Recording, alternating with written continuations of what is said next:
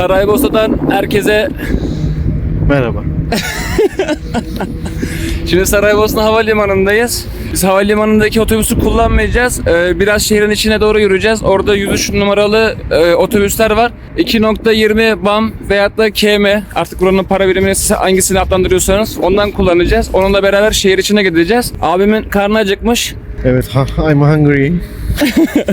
Bosna Hersek'e biz öğle saatlerinde geldik. İlerleyen dakikalarda videoda da göreceksiniz. Diğer gün atıyorum sabah börekçiye gideceğiz. Ondan sonra traliçe falan yiyeceğiz. Ama böreği saç börek yiyeceğiz tabii ki de. Saçta yapılan börek de yiyeceğiz. Onun dışında akşama doğru işte bir sağa sola falan gideceğiz. Bir tane güzel bir market var 3 katlı. Oraya gideceğiz. Orada gram karşılığında yemek falan alabiliyorsunuz. Umarız geç kalmayız oraya. Bir de böyle uğrayacağımız gezi noktaları falan var. Müzeye gireceğiz ama müzeler hakkında size de bilgi vereceğiz. Bosna Hersek videomuz başlasın.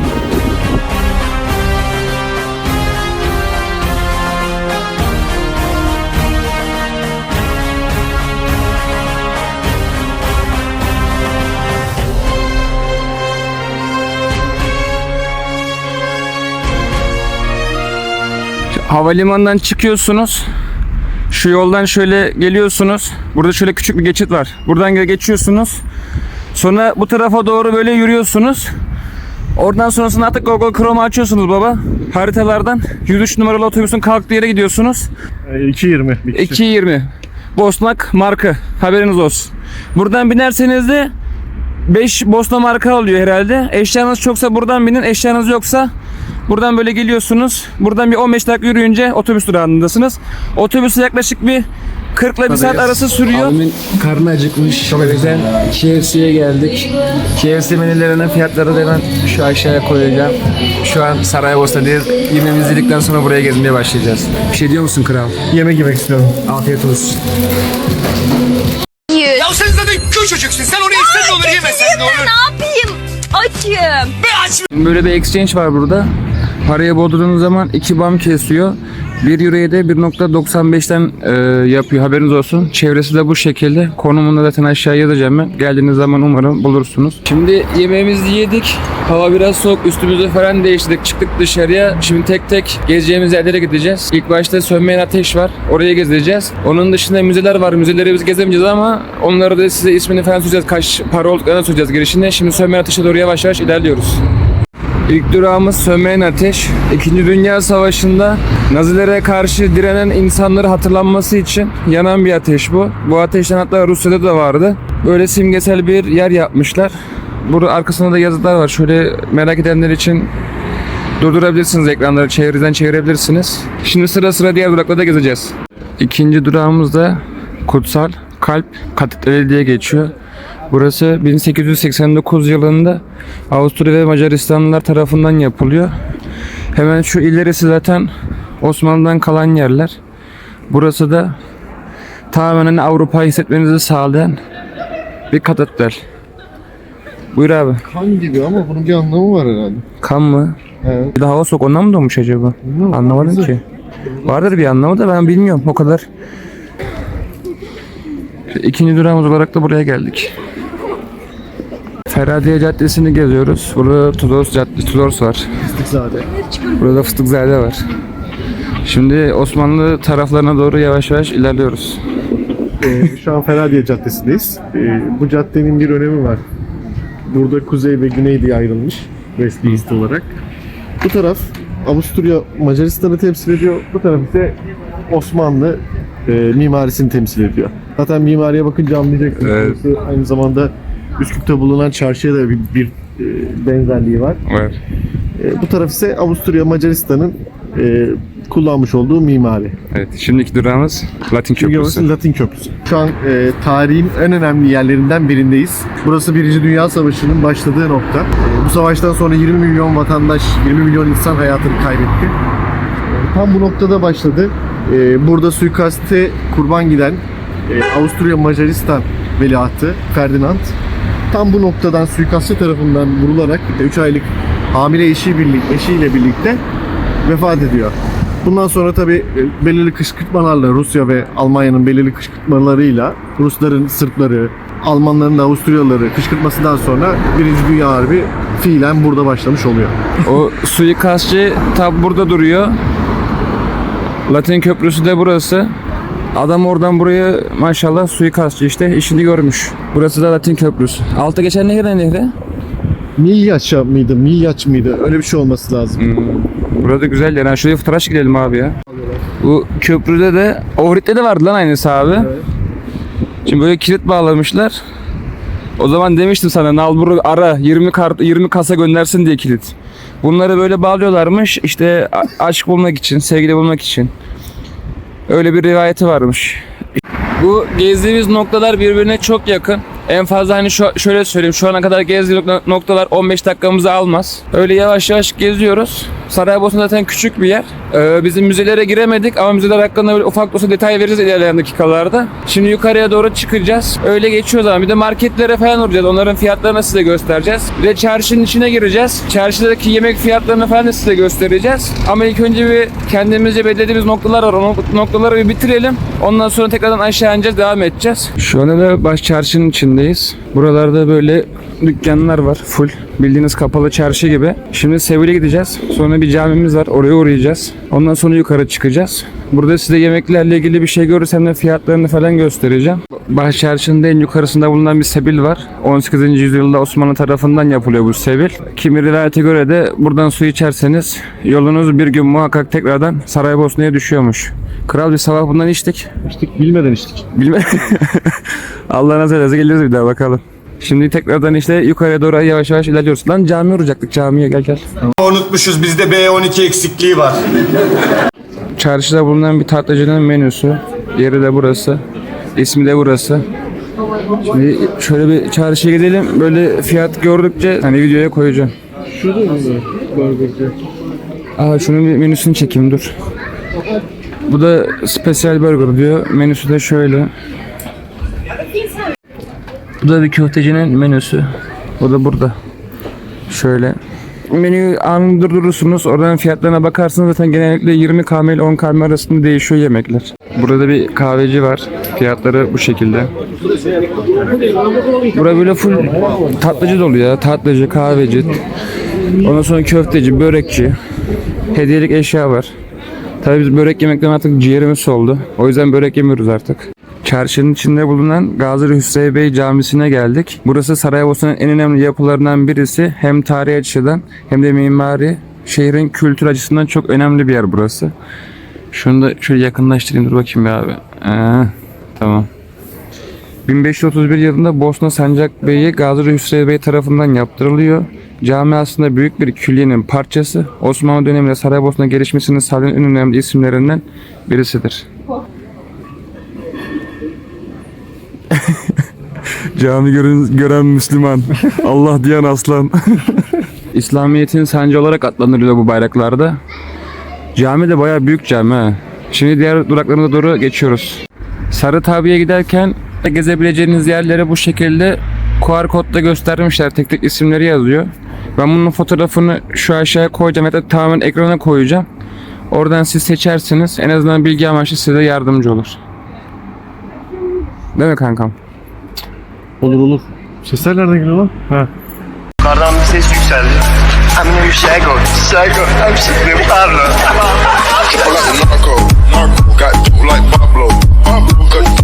Şu an Bosna'nın Sarı Tabya tarafındayız. Yukarı kısmındayız. Türk Çarşısı'ndan buraya doğru yürüyerek geldik. Şu an bulunduğumuz nokta Bosna Hersek Savaşı'nda hayatını kaybedenlerin hem mezarları hem de kabristanları ve aynı zamanda Ali İzzet Begoviç'in anıtı da ve aynı zamanda mezarı da burada. Türk'ün evladı. Biz Boşnakız ama Türk'üz de. Sen de kalbimde taşıdığın acıyı taşıdığın kadar Boşnaksın. Utanacak tarihimiz, saklayacak hafızamız yok. 92-95 yılları arasında bu Sırplarla Hırvatların Boşnaklara ettiği zulümlerindeki savaşta hayatını kaybeden insanların mezarları burada.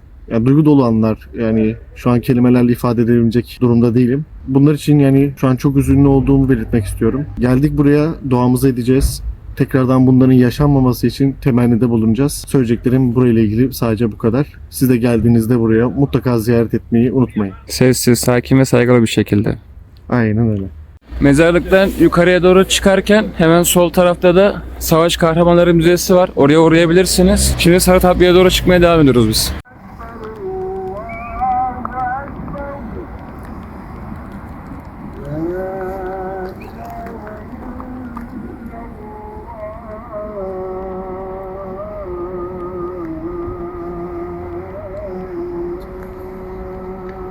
Bir de burada kafe var.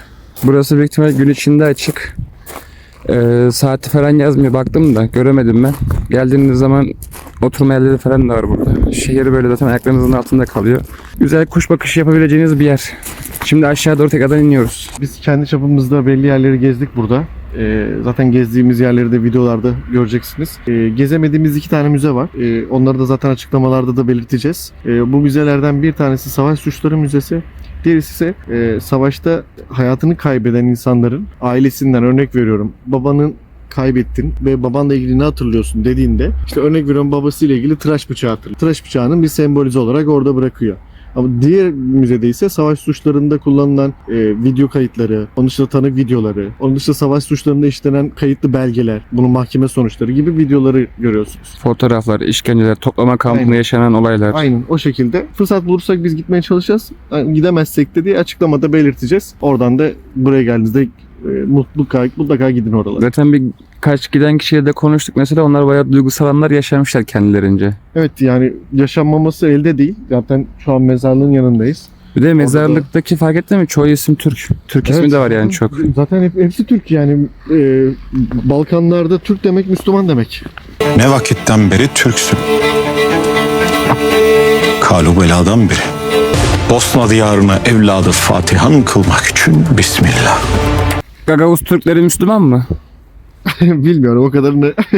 Oraları karıştırma kral. Ben kendi coğrafyam hakkında bilgi veriyorum. Benim şeyim daha Türklüğüm daha Rusya. Oraları karıştırma şimdi. Belirli bir şekilde işte biz kendimizce gezdik. Siz de buraya geldiğiniz zaman muhakkak uğrayın. En kötü kendi inanış biçiminize göre en azından duanızı, haykırışınızı yapın burada. Saraybosna güzel bir yer. Ama şöyle söyleyebilirim. 2 gününüzü ayırsanız bence yeter gibi. Yemekler atıyorum genellikle 10 Bosna markından başlıyor. 20 Bosna markına kadar da gidiyor. Zaten onları da menülerini güzel bir şekilde çekip sizlere göstermeye çalıştım.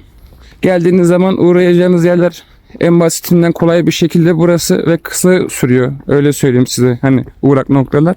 Ama aidiyet açısından, size kattığı değer açısından, mesela maneviyat açısından bu daha iyi. Bol bol gezin. Toplu ulaşım kullanmayın. Toplu ulaşım için de şöyle bir şey söyleyebilirim. Biz mesela havalimanından otobüse binmedik. Biraz daha ilerisinde normal buranın kullanıldığı belediye halk otobüsü olarak adlandırılan işte otobüsler var. Onları kullandık. Ona da kişi başı 2.20 mi vermiştik abi? Evet, 2. 2.20 Bosna markı verdik onlara da. Onun dışında şöyle bir şey söyleyebilirim. Biz mesela buraya Belgrad'dan geldik, Saraybosna'ya. Bileti alıyorsunuz. Bileti almanıza rağmen hani bilgi olsun diye söylüyorum bunu. Otobüs durağına gidebilmek için, yani otogara girebilmek için ekstra bir para veriyorsunuz. Biz orada kişi başı 300 dinar mı vermiştik? 400 mü? Otobüs için, giriş için Otobüse giriş için. 300-600 verdik. Ya 300-600 kişi başı 300 dinar verdik. Onun dışında da şöyle bir şey söyleyeceğim. Bagaj vermek için de para veriyorsunuz. Bagaj için de 200 dinar para verdik biz. Bu aynı şekilde mesela Saraybosna'dan Belgrad'a geçecekseniz online biletinizi alırsanız mesela, onun için de adamlar size otogarda bileti keserken aynı şekilde para istiyorlar. O zaman da yanlış hatırlamıyorsam 4 Bosna marka aldılar. Bavul içinde 3 Bosna marka aldılar. Yani kişi başı 7 Bosna marka verdik biz. Ekstra ücret olarak söylüyorum bunu. Saraybosna'ya gelin, gezin, görün. Gerçekten hani maneviyat açısından çok güzel bir yer, güzel bir yer. Geldiğiniz zaman ama mezarlığa uğramayı unutmayın. Onun dışında şimdi biz bir markete gideceğiz. Marketin konsepti şöyle söyleyeyim. İşte ev yemekleri falan varmış. Gramında satılıyormuş herhalde. Bir oraya bakmayı düşünüyorum. Şimdi o tarafa doğru yavaş yavaş ilerliyoruz. Onun dışında birkaç böyle değişik yerler görünce size aktaracağız bilgi olarak. Şimdi adını tam söyleyemeyeceğim de Srvena Dabuka Market diye bir yere geldik. Burası 3 katlıymış, yemek yeriymiş. 3. katında yemek falan yeniliyormuş. Biz şimdi 3. katından bir başlayacağız buraya gezmeye. Amblemi de şöyle. Bir bakalım içerisi nasıl, merak ettik. O yüzden geldik buraya kadar. Şimdi geldiğimiz yerde fiyatlar böyle. Bunlar kilo fiyatı. Böyle yemekler var bir sürü. Bir de burada da var böyle. Burada böyle ekmek arası sandviç tarzı şeyler de var. Burada böyle tatlılar da var. Bir sürü çeşit. Burada var aynı şekilde şöyle. Burada kahvaltılıklar var. Fiyatı da böyle. Şöyle ne ararsanız var burada. Biz şimdi şu sandviçlerden alacağız. Bunun içinde kurutulmuş et varmış. Şu yemek yerlerine geç kaldık maalesef. Ablamlar taşıyor. Saat zaten 9.30'a geliyor burada. O yüzden bundan aldık hazır olsun diye. Marketten çıktık. Sandviçi de yedik. Normalde yemek yiyecektik de yemekleri kaldırıyorlarmış. Market kapanıyormuş. Bir de şöyle bir şey oldu. Sadık abi dedi kurumuş et dedi ye dedi. Kuru et dedi güzel gider dedi. Dedik yiyelim baba. Dedik sıkıntı yok. Yedik güzel gitti. Sen beğendin mi abi? Ben beğendim. Güzeldi. Vallahi ben de beğendim. Saatleri zaten bayağı geç oldu. Yarın sabah yine bir kalkacağız. Güzel bir kahvaltımızı yapacağız. Tatlımızı yiyeceğiz. En son kahvaltı tatlı yapacağız demiştik. Şimdi güzel bir güne uyandık. Kahvaltımızı yemeye gidiyoruz. Ya da kahvaltı yapmaya mı gidiyoruz denir. Tam uyanamadık biz. Uyan yeğen, sabah oldu. Kalk yeğen. Şu an taşların olduğu yere geldik. Eski zamanlardan kalma hala taşlar duruyor burada. Şimdi çarşının içine doğru gideceğiz. Güzel bir kahvaltı yapacağız. Belediye çalışıyor belediye. Zamanımız varken şimdi hükümet binasına geldik. Burası hem kütüphane hem de böyle hükümetin işte etkinliklerini yapması için kullanılan da bir yer olarak tasvir ediliyor burası. Hemen nehrin şöyle yanında. Geldiğiniz zaman buraya da uğrayabilirsiniz. Saat 9, sabah 9 ile akşam 5 arasında açık. Giriş fiyatlarını da hemen şuraya fotoğrafını koyacağım. Şimdi biz de o tarafa doğru tekrardan bir Bahçeşehir'e doğru bir gidiyoruz. Daha yani bir nehrin oraya gittik. Açılmışta kahvaltı yapacağız. Sonrasında bir kahve içmemiz lazım, tatlı yememiz lazım. Zamanımız kısıtlı. Gezmemiz lazım biraz. Şimdi de Bahçeşehir'e doğru tekrardan gidiyoruz.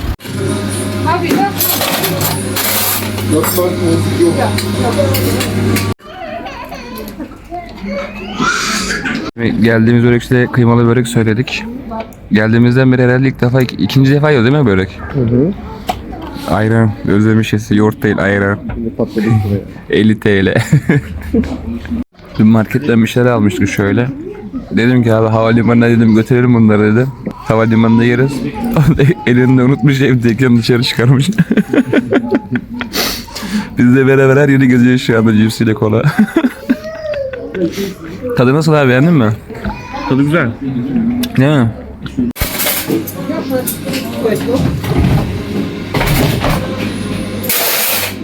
Şimdi börekçiden çıktık. Kişi başı kaç verdik? 7 mark verdik değil mi? Evet. Bir porsiyon börek 5 mark. Ayran da 2 mark yapıyor. Börek güzeldi. Yani Araba giremez buraya kral, rahat ol. ona baktım şu an araba geliyor mu diye. Börek güzeldi. Yani lezzetli bir yemek. Evet. Ama normal böreklerse saç börek yiyin, daha ucuz oluyor. Ya, ucuzluğunu bilemem ama Evet, daha kalitesi güzel. iyiydi. Kalitesi güzeldi. Güzeldi. İçeride. İçeride. Şu Konyalı yere bakıyorum ya. Burada bir de Konyalı yeri varmış da Sadık abi ona bakıyor şimdi. Yiyeceksiniz böreği muhakkak burada yiyin. Tadı hem çok güzel, fiyatları da... Çok şükür yarabbim. Orada 20 km giriyor değil mi? Bir porsiyon tabii. börekli ayran. Orada mesela ayran 4 km'ydi. Burada 2 km. Buraya gelin buraya. Bura ucuz. Burası güzel. İçeridekiler Türkçe'de konuşuyor. Bizimkiler kazansın. Buraya gelin. İçeride. Fiyatı sorunca da şey diyor. İçeride. 50 TL. Karabüye geldik. Hemen Sebil'in yanında. Fiyatları da bu şekilde. Tatlıları falan da var. Burada cevabı köfte yiyecekseniz de şurada yiyin. Herkes orayı söylüyor. Biri de değil de iki de yiyin diye söylüyorlar.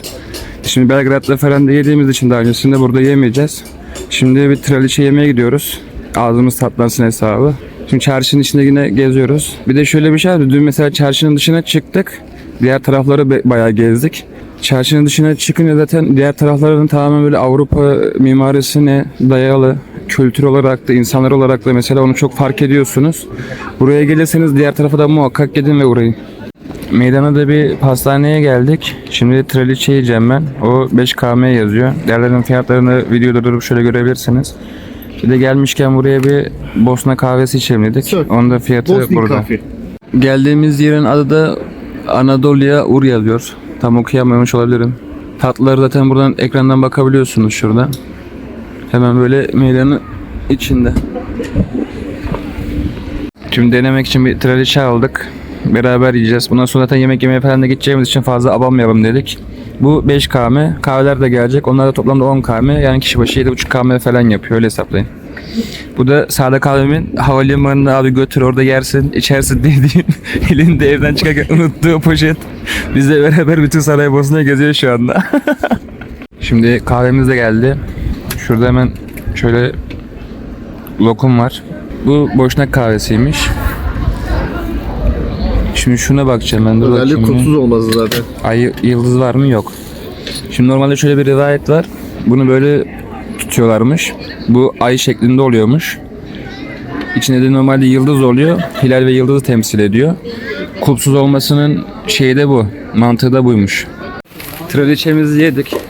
Bosna kafemizi de içtik. Tadı gerçekten güzeldi. Traliçenin de tadı her zamanki gibi zaten güzel. Ben beğendim. Tadı kahve sen beğendin mi? Yani ben kahveyi şimdi filtrenden birazcık tattım. Kral kamera burada. Traliçe güzeldi ama burada bak sallıyorum. kahve güzeldi ya. Kahve fazla yani bir de. Bir fincandan değil fazla. Bir şey yoktu. Dibek kahvesine benziyor. Değil mi? Ama şey cezvede getiriyor ya iki şey çıkıyor. İki fincan 2,5 çıkıyor. bardak çıkıyor. Aynen hatta 2,5 falan çıkıyor yani. Güzel. Güzeldi. Yemek yemek için 5 burger'a geldik. İçerisi bayağı büyük, şöyle tatlısı falan da var. Bildiğiniz böyle McDonald's tarzı bir yer. Bunun fiyatı toplamda 13,5 tuttu. Neydi 13,5 neydi bu önde? Kam mı bam mı? KM'de bam. Bir menü sonuç. Yani bir menüsü 13,5 işte kişi başı. Hamburgerleri de şöyle göstereyim. Güzel. İçeceği falan var. Patatesi var. Ama patatesi tabii her zamanki gibi yanında ketçap mayonezi yok. Her zaman olduğu gibi. Bosna'da da büyük ihtimal son yemek yiyeceğimiz yer burası olacak. Şu an Saraybosna'da son dakikalarımız. Yemek yemeye 5 burger'a geldik. Genel olarak size söyleyebileceğim şunlar. 2 günde burası çok rahat bir şekilde bitebilir. Gezebilirsiniz. Gezilecek müzeleri var çok güzel bir şekilde.